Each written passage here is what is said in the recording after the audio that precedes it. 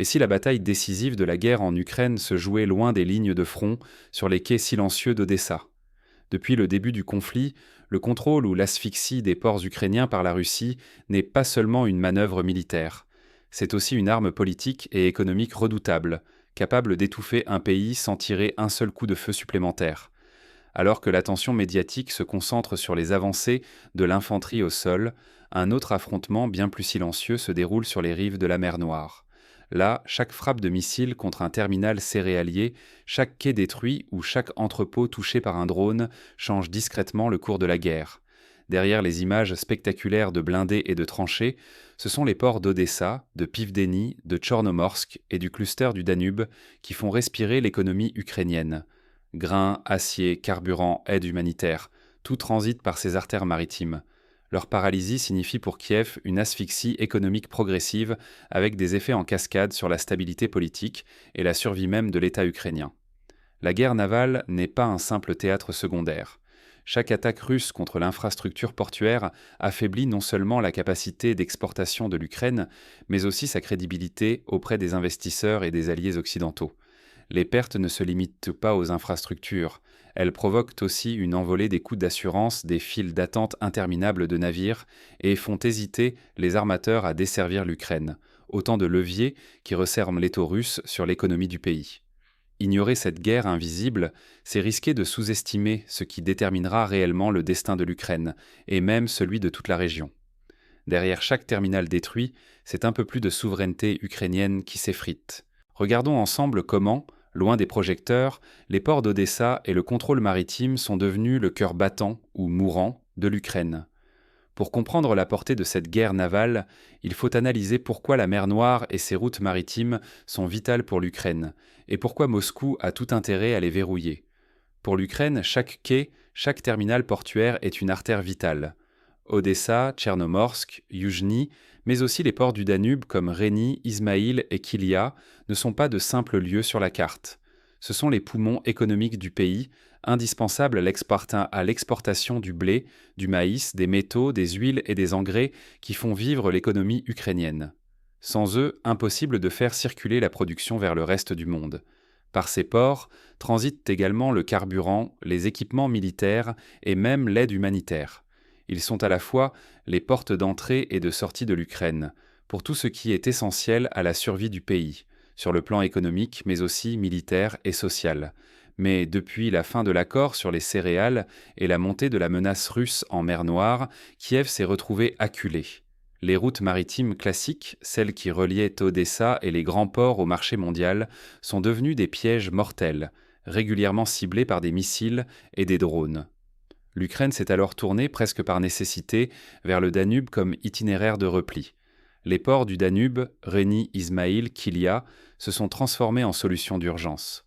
On a construit en hâte de nouveaux terminaux, élargi les canaux, renforcé les liaisons ferroviaires.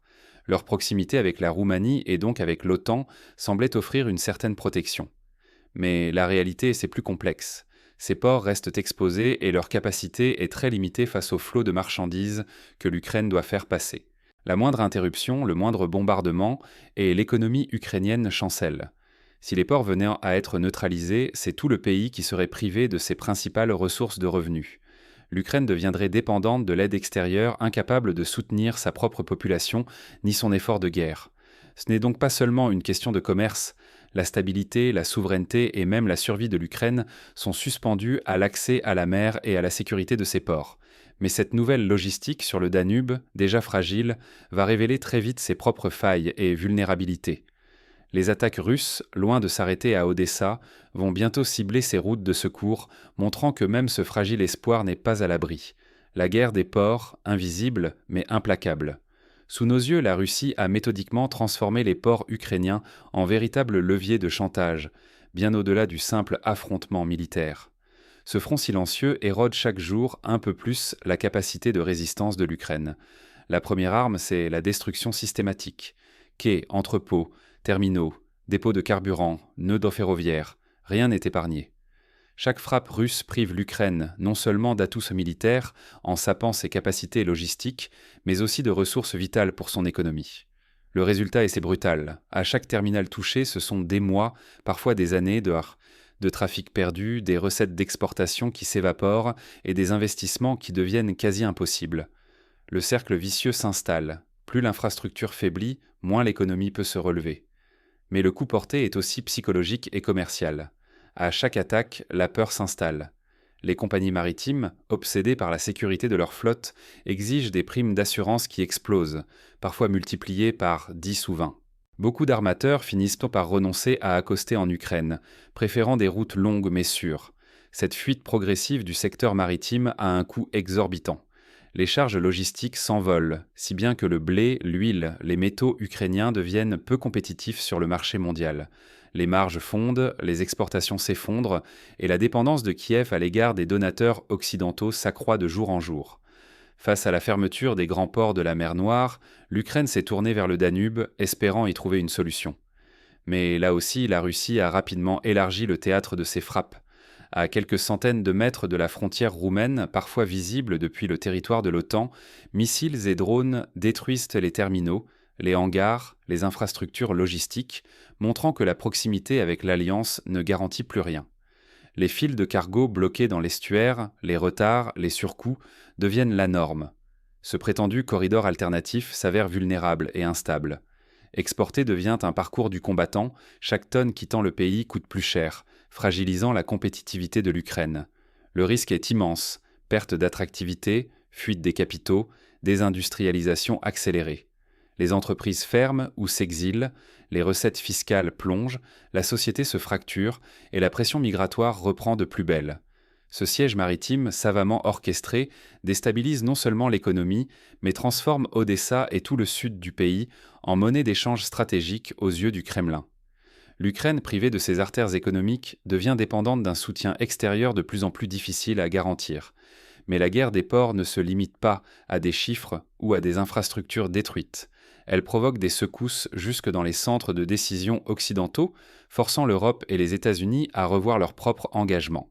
À quoi ressemblera la région si cette situation perdure ? Pour l'Ukraine, une réalité s'impose. Sa dépendance à l'aide occidentale ne cesse de croître. Ce sujet, jadis consensuel, devient aujourd'hui un véritable champ de bataille politique à Bruxelles comme à Washington. Les débats sur la continuité, le gel ou même la réduction de l'assistance font désormais la une. Cette fatigue occidentale s'explique par la durée du conflit, l'inflation et des crises internes. Chaque nouveau financement pour Kiev soulève des questions. Jusqu'où faut-il aller et à quel prix pour les contribuables européens et américains ? Dans le même temps, la Russie, en verrouillant la mer Noire et les accès aux ports stratégiques, s'octroie un levier inédit pour dicter ses conditions lors de futures négociations.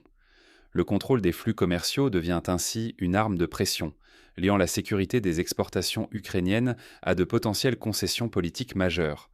Odessa, autrefois poumon économique du pays, bascule petit à petit vers un rôle d'objet de marchandage. Sa valeur se détache du simple commerce pour entrer pleinement dans la sphère stratégique.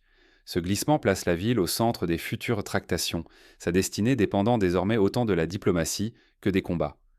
Pour les habitants, la situation ne cesse de se dégrader. Coupure d'électricité, ralentissement de l'activité portuaire, chômage en hausse, exode des travailleurs et des capitaux, les signes d'un affaiblissement durable s'accumulent. À mesure que l'incertitude s'installe, le tissu social s'effrite et l'espoir d'un retour rapide à la normale s'amenuise. Le risque est immense. Un compromis mal négocié pourrait sacrifier l'indépendance de l'Ukraine pour de vagues garanties. Plus grave encore, il pourrait redessiner à long terme l'équilibre des forces en mer Noire, affectant la stabilité de toute la région. Mais la stratégie de Moscou est-elle inéluctable ? Existe-t-il des moyens pour l'Ukraine et ses alliés de reprendre l'initiative, ou du moins de limiter la casse ? Regardons quelles pistes pourraient en changer la donne. La survie d'Odessa passe-t-elle par la résilience ou par la concession ? Voilà la question impitoyable qui se pose aujourd'hui aux stratèges ukrainiens et à leurs alliés. Faut-il continuer d'investir des ressources précieuses pour défendre un littoral frappé sans relâche, ou céder du terrain et réorienter l'effort vers d'autres priorités vitales ? Le débat est lancé et il n'y a plus de solution confortable. Face à l'usure et à la saturation des infrastructures portuaires, la diversification logistique s'impose. Les ports fluviaux du Danube, la coopération avec la Roumanie et la Moldavie, l'élargissement des corridors humanitaires et commerciaux, tout était mis sur la table. Mais l'Ukraine doit aussi faire preuve d'une diplomatie proactive, en renforçant les alliances régionales et en négociant pied à pied des garanties de sécurité nouvelles, notamment auprès de l'OTAN et de l'Union européenne. Pour autant, il serait dangereux de franchir certaines lignes rouges russes. Toute escalade incontrôlée pourrait transformer Odessa en casus belli entre Moscou et l'Alliance atlantique, avec des conséquences incalculables pour la stabilité de l'Europe entière. Cela impose de mesurer chaque geste, chaque déclaration, pour ne pas basculer dans un affrontement direct que personne ne souhaite. Trois grandes options se dessinent pour Odessa. Premièrement, résister coûte que coûte, quitte à endurer des pertes matérielles et humaines massives. Deuxièmement, accepter des compromis douloureux, comme une démilitarisation partielle du port ou des concessions logistiques pour calmer la pression russe. Troisièmement, parier sur une internationalisation du statut d'Odessa en la plaçant temporairement sous supervision d'organisations internationales pour garantir la sécurité des échanges tout en préservant la souveraineté ukrainienne. Quoi qu'il en soit, la situation force l'Ukraine et ses alliés à réévaluer la valeur stratégique du littoral. Est-il encore l'atout majeur de la souveraineté ukrainienne ou devient-il un fardeau impossible à défendre sans soutien massif et durable de l'Occident ? Le risque est immense. Perdre définitivement l'avantage stratégique du Sud ouvrirait la porte à une domination russe en mer Noire, mais une riposte bien pensée pourrait aussi imposer de nouvelles règles du jeu. Alors comment l'Ukraine et ses partenaires peuvent-ils relever l'un des plus grands défis de leur histoire récente ? Mais derrière ces choix difficiles se cache une réalité. La population d'Odessa, ses acteurs économiques et culturels, vivent chaque jour avec l'incertitude. Comprendre comment la ville résiste, s'adapte et se projette malgré la menace.